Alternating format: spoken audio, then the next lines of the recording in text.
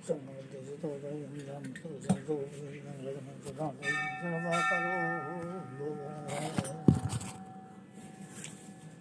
भगवत गीता के 14वें 15वें और 16वें अध्याय का महत्व है।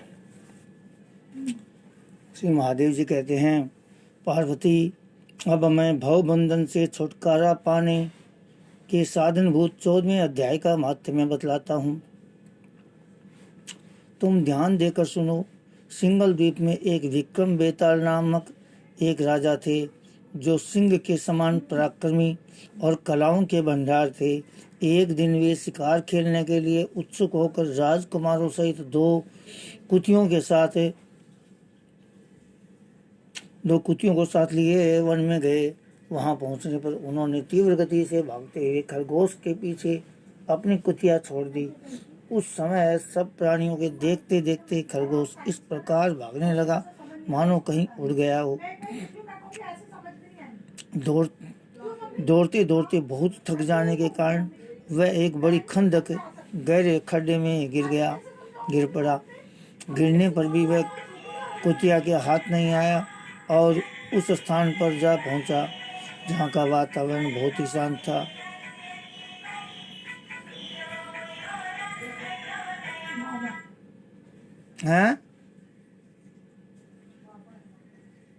वहां हरिण निर्भय होकर के सब और वृक्षों की छाया में बैठे रहते थे।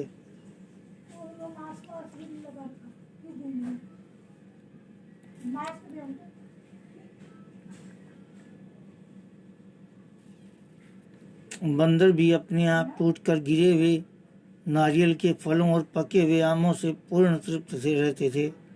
वहां सिंह हाथी के बच्चों के साथ खेलते और सांप निडर होकर मोर की पंखों में घुस जाते थे। उस स्थान पर एक आश्रम के भीतर वत्स नामक मुनि रहते थे,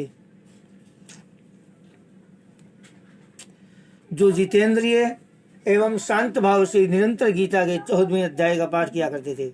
आश्रम के पास ही वत्स मुनि के किसी शिष्य ने अपना पैर धोया था। ये सभी 14वें अध्याय का पाठ करने वाले थे। उसके जल से वहां की मिट्टी गीली हो गई थी। खरगोश का जीवन कुछ शेष था।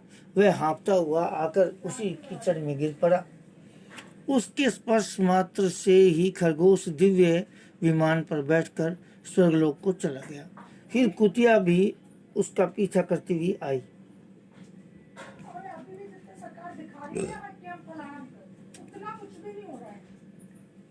वहां उसके शरीर में भी कुछ कीचड़ के छींटे लग गए। फिर भूख प्यास की पीड़ा से रहित हो कुतिया का रूप त्याग कर अपने दिव्यांगना का रमणीय रूप धारण कर लिया।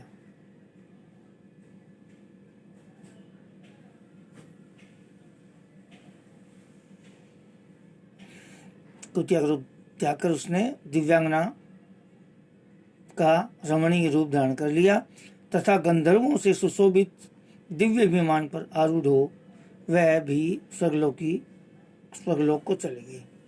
ये देख मुनि के मेधावी शिष्य स्वकंद्र हंसने लगे। उन दोनों के पूर्व जन्म के वैर का कारण सोचकर उन्हें बड़ा विस्मय हुआ था। उस समय राजा के नेत्र भी आश्चर्य से चकित हो उठे। विस्मय हुआ था। उसमें राजा के नेत्र भी आश्चर्य से चकित हो उठे। उन्होंने बड़ी भक्ति के साथ प्रणाम करके पूछा, विप्रवर, नीच योनि में पड़े हुए प्राणी कुतिया और खरगोश ज्ञानहीन होते हुए भी में चले गए, इसका क्या कारण है? इसकी कथा सुनाइए। शिष्य ने कहा कि भोपाल इस वन में वत्स नामक एक ब्राह्मण रहते हैं। वे बड़े जितेंद्रिय महात्मा हैं। गीता के 14वें अध्याय का सदा जप किया करते हैं। मैं उन्हीं का शिष्य हूँ। मैंने भी ब्रह्म विद्या में विशेषज्ञता प्राप्त की है। गुरु जी की भांति मैं भी 14वें अध्याय का प्रतिदिन जप करता हूँ। मेरे पैर धोने के जल में लौटने के कारण ये खरगोश कुतिया के साथ ही स्वर्गलोक को प्राप्त हुआ है। अब मैं अपने हंसने का कारण बताता हूँ। महाराष्ट्र में प्रत्युदक नामक एक महानगर है। वहाँ केसर नाम का एक ब्राह्मण रहता था जो कपटी मनुष्य में अग्रगण्य था और उसकी स्त्री का नाम विलोबना था। वह स्वच्छंद विहार करने वाली थी। इससे क्रोध में आकर जन्म भर के वैर को याद करके ब्राह्मण ने अपनी स्त्री का वध कर डाला और उसी पाप से उसको खरगोश की योनि में जन्म मिला। ब्राह्मण भी अपने पाप के कारण कुतिया हुआ। श्री महादेव जी कहते हैं, सारी कथा सुनकर श्रद्धालु राजा ने गीता के 14वें अध्याय का पाठ आरंभ कर दिया। इससे उन्हें परम गति की प्राप्ति हुई। अब 15वें अध्याय में श्री महादेव जी कहते हैं, पार्वती अब गीता के 15वें अध्याय का माध्यम सुन। गौर देश में कृपाण नरसिंह नामक एक राजा रहते थे, जिनकी तलवार की धार से युद्ध में देवता भी परास्त हो जाते थे।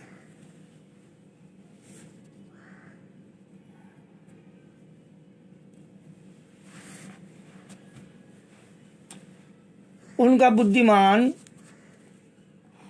सेनापति शस्त्र और शास्त्र की कलाओं का भंडार था। उसका नाम था सर्वमेरुंड। उसकी भुजाओं में प्रचंड बल था। एक समय उस पापी ने राजकुमारों सहित महाराज का वध करके स्वयं ही राज्य करने का विचार किया। कुछ दिनों बाद वह हैजे का शिकार होकर मर गया। थोड़े समय में वह पापात्मा अपने पूर्व कर्म के कारण सिंधु देश में एक तेजस्वी घोड़ा हुआ। उसका पेट सटा हुआ था। घोड़े के लक्षणों का ठीक ठीक ज्ञान रखने वाले किसी वैश्य के पुत्र ने बहुत सा मूल्य देकर उस अश्व को खरीद लिया, क्योंकि ऐसा जो घोड़ा होता है उसका बहुत मूल्य होता है। मिलिट्री में ऐसे ही घोड़े हैं। और यत्न के साथ उसे राजधानी तक वह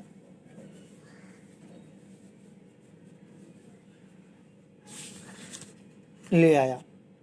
वैश्य कुमार वह अश्व राजा को देने को लाया था। यद्यपि राजा उस वैश्य कुमार से परिचित थे, तथापि द्वारपाल ने जाकर उसके आगमन की सूचना दी, क्योंकि ये नियम है। राजा ने पूछा, किस लिए आए हो? तब उसने स्पष्ट शब्दों में उत्तर दिया, देव, सिंधु देश में एक उत्तम लक्षणों से संपन्न अश्व था,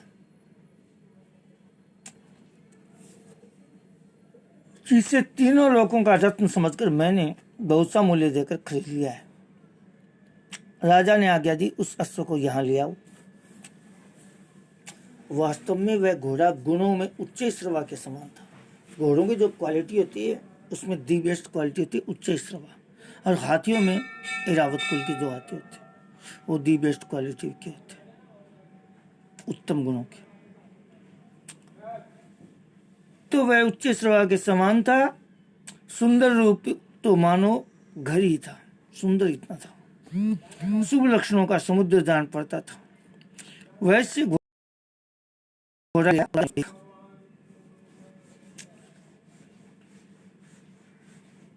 तो अश्व का लक्षण जानने वाले अमात्यों ने इसकी बड़ी प्रशंसा की। सुनकर राजा अपार आनंद में निमग्न हो गए और उन्होंने वैश्य को मुंह मांगा सुवर्ण देकर तुरंत ही उस अश्व को खरीद लिया। फ्री में कुछ नहीं होता। कुछ दिनों के बाद एक समय राजा शिकार खेलने के लिए उत्सुक हो उसी घोड़े पर चढ़कर वन में गए। आफ्टर फ्यू डेज वहां मृगों के पीछे इन्होंने अपना घोड़ा बढ़ाया। पीछे पीछे सब ओर से दौड़कर आते हुए समस्त सैनिकों का साथ छूट गया।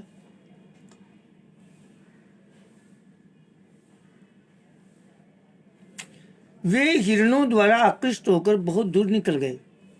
प्यास ने उन्हें व्याकुल कर दिया। तब वे घोड़े से उतरकर जल की खोज करने लगे। घोड़े को तो उन्होंने वृक्ष की डाली में बांध दिया और स्वयं एक चट्टान पर चढ़ने लगे। कुछ दूर जाने पर उन्होंने देखा कि एक पत्ते का टुकड़ा हवा से उड़कर शिलाखंड पर गिरा है। तो उसमें गीता के 15वें अध्याय का आधा श्लोक लिखा हुआ था।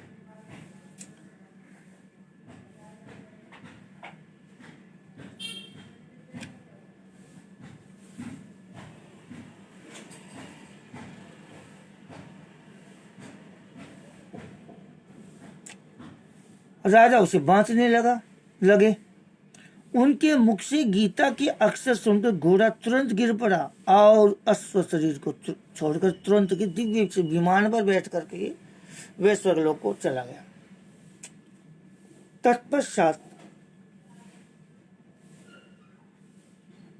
राजा ने पहाड़ पर चढ़कर एक उत्तम आश्रम देखा, जहां नाग केसर, केले, आम और नारियल के वृक्ष लहरा रहे थे।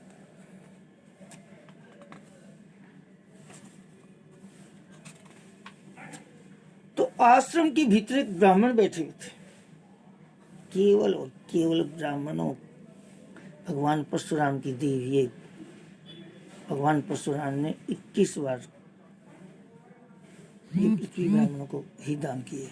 जिस पृथ्वी पर हम बैठे हैं वो सब ब्राह्मणों की दान किए हुए। बड़ा ही नहीं कर रहा मैं तो भाई, कोई उठा लो, वेद उठा लो, पुराण उठा लो, उपनिषद उठा लो, थे शास्त्र उठा लो। हाँ नेहा ती जो संसार की वासनाओं से मुक्त थे। राजा ने उन्हें प्रणाम करके बड़ी भक्ति के साथ पूछा, ब्राह्मण, मेरा अश्व जो अभी अभी स्वर्ग को चला गया उसमें क्या कारण है? राजा की बात सुनकर त्रिकालदर्शी, मंत्रवेता और महापुरुषों में श्रेष्ठ विष्णु शर्मा नामक ब्राह्मण ने कहा, राजन, पूर्व काल में तुम्हारे यहाँ जो सर्व मेरु, हम तो नहीं पिएंगे ना, जो सर्व मेरुंड नामक सेनापति था, वह तुम्हें पुत्रों सहित मारकर स्वयं राज्य हड़प लेने को तैयार था। इसी बीच में हैजे का शिकार होकर वह मृत्यु को प्राप्त हो गया। उसके बाद वह उसी पाप से घोड़ा हुआ और जहाँ कहीं गीता के 15वें अध्याय का आधा श्लोक लिखा मिल गया था। पहले क्या होता था, भोजपत्र पर लिखते थे गीता के श्लोक वगैरह, तो कहीं से वो माया होगी भगवान की, तो आधे 15वें अध्याय का आधा श्लोक मिल गया था और उसे ही तुम बांचने लगे और उसी को तुम्हारे मुख से सुनकर वह स्वर्ग को प्राप्त हुआ। तदंतर राजा के पार्श्ववर्ती सैनिक उन्हें ढूंढते हुए वहां आ पहुंचे।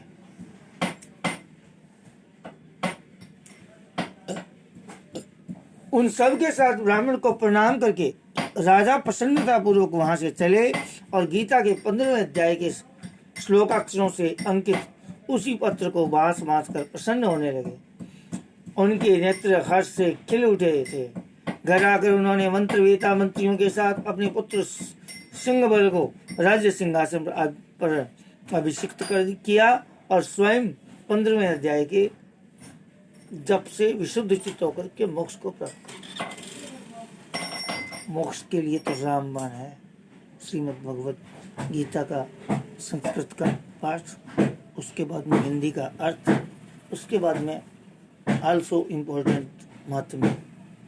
श्रीमद् भगवत गीता के 16 अध्याय का मैं आपको महात्म्य सुना देता हूँ छोटा सा।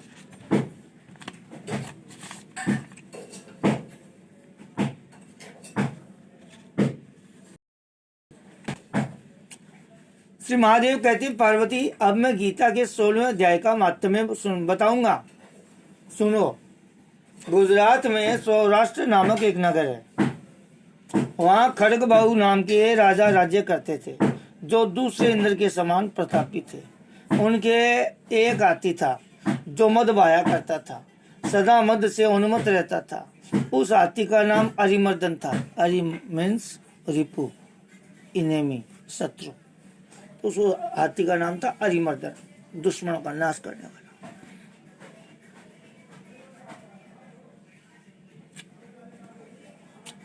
एक दिन रात में वह हठात सांकड़ों और लोहे के खंभों को तोड़ फोड़कर बाहर निकला। हाथीवान उसके दोनों और अंकुश लेकर डरा रहे थे, किंतु क्रोधवश उन सब की अवहेलना करके उसने अपने हित के स्थान हाथी सार को ढहा दिया और उस पर चारों ओर से बालों की मार पड़ रही थी। फिर भी हाथी वहां नहीं डरे हुए थे। हाथी को तनिक भी भय नहीं था।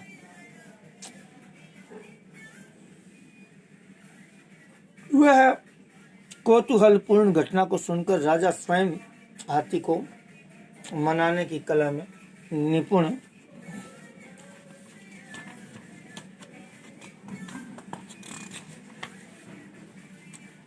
राजकुमारों के साथ वहां आए। आकर उन्होंने उस बलवान दंतेली हाथी को देखा। नगर के निवासी अन्य काम धंधों की चिंता छोड़ अपनी बालकों को भय से बचाते हुए बहुत दूर खड़े होकर उस महाभयंकर गजराज को देखते रहे। इसी समय कोई ब्राह्मण तालाब से नहाकर उसी मार्ग से लौटे। वैसे क्यों नहीं आए, क्षत्रिय क्यों नहीं आए? क्योंकि पहले ब्राह्मण क्या लगे, ब्राह्मण तपस्वी होते थे, आज नहीं है, नहीं है, कम है कलयुग है। अगर जो गीता है, गीता का पाठ, गीता एक ऐसा विषय है। सतीश जी विष्णु थे मेरे एक जानकार, अब तो नहीं है खैर दुनिया के में, बहुत ही अच्छे इंसान थे। वो कहते थे पंडित जी ये गीता का पाठ ऐसा है, चाहे आप आर्ट्स के स्टूडेंट हो, कॉमर्स के स्टूडेंट हो, फिर भी आप साइंस का क्वेश्चन सॉल्व कर सकते हो, मैथ्स का क्वेश्चन सॉल्व कर सकते हो। गीता का कोई मुकाबला नहीं।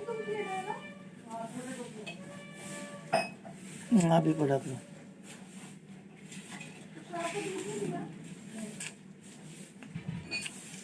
तो इसी समय कोई ब्राह्मण तालाब से नहाकर उसी मार्ग से लौटे।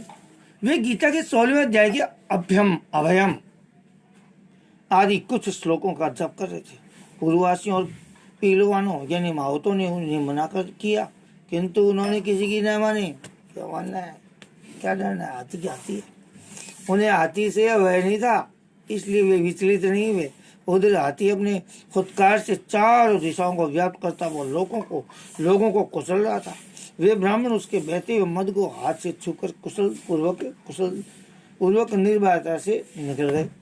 इससे वहां राजा और देखने वाले पूर्ववासियों के मन में इतना ज्यादा विस्मय हुआ, आश्चर्य हुआ, अचंभा हुआ, सरप्राइज हुआ कि उसका वर्णन नहीं हो सकता। राजा के कमल नेत्र चकित हो उठे। उन्होंने ब्राह्मण को बुला सवारी से उतरकर उन्हें किया, आपको प्रणाम है,